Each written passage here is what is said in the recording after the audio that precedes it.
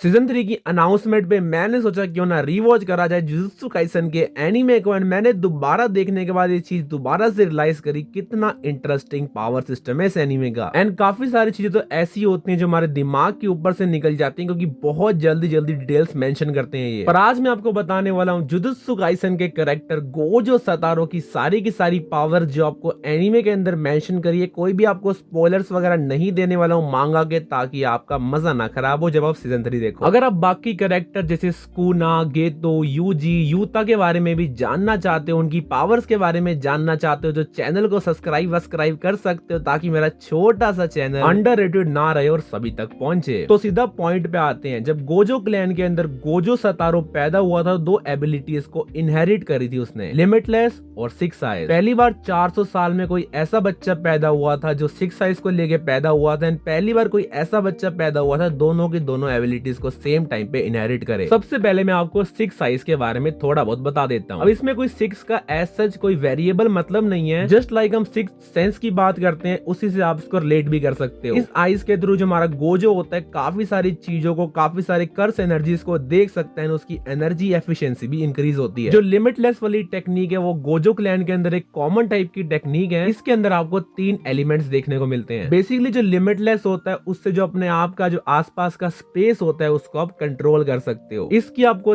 3 fundamental applications देखने को मिलती है। एक न्यूट्रल इन्फिनिटी, दूसरा अटैक ब्लू, तीसरा रिपेल रेड। इन तीनों को हमारा गोजो करके दिखाता है सीजन 2 की पहली आर्क के अंदर। जब आप अपने आसपास के स्पेस को मॉडिफाई कर देते हो किसी को अटैक करने के लिए, तो उसको हम बोलते हैं अटैक ब्लू। जब आप किसी को अपने से दूर हटाने के लिए, रिपेल करने के लिए जब यूज करते हो, उसको हम बोलते हैं रिपेल रेड। एंड गोजो की हम न्यूट्रल इन्फिनिटी को काफी अच्छी तरह जानते हैं। हम देखते हैं जो काफी सारे कर्स स्पिरिट्स होते हैं वो उसको टच ही नहीं कर पाते। गोजो बताता है जब कोई जितना उसके पास आके अटैक करता है उतना ज्यादा उसको वो स्लो दिखता है। इसको आप मैथमेटिकली ऐसे भी समझ सकते हो जैसे दो नंबर्स के बीच में जो गैप होता है वो फाइनाइट होता है, और उसके गैप को आप इतनी बार डिवाइड कर सकते हो, इनफाइनाइट नंबर ऑफ टाइम्स के अंदर डिवाइड कर सकते हो। एंड इसी को हमारा गोजो एम्पलीफिकेशन बोलता है। सो इन थ्योरी आप गोजो को टच कर पाओगे उसकी इन्फिनिटी के अंदर, इनफाइनाइट अमाउंट ऑफ टाइम के अंदर। अगर इन चीजों पे आपने पहले ध्यान नहीं दिया हो तो शायद आपको थोड़ी बहुत कॉम्प्लिकेटेड लग रही होगी। एक आपने गोजो का काफी कूल सा मूव देखा होगा